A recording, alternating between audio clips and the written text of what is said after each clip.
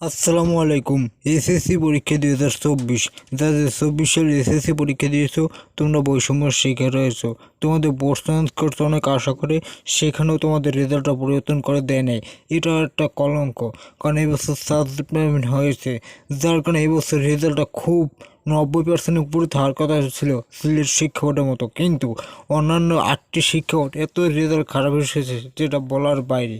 যার কারণে শিক্ষার্থী আন্দোলন করছে, বোর্ড চেঞ্জ করছে, এবং বোর্ড চেঞ্জের রেজাল্টও একই অবস্থা। বরিশাল শিক্ষা বোর্ডে ফেল থেকে পাশ করছে শুধুমাত্র একজন, এবং চেঞ্জ হয়েছে মাত্র 79 জন, সবচেয়ে কম। সবচেয়ে বোর্ডের মধ্যে বরিশাল বোর্ডের রেজাল্ট খারাপ এসেছে। এরকম ঢাকা বোর্ড, অন্যান্য বিভিন্ন বোর্ডে এরকম অবস্থা, এবছর কোনো রেজাল্টের পরিবর্তন হয়নি। এখন কি পাশ করার কোনো সুযোগ রয়েছে?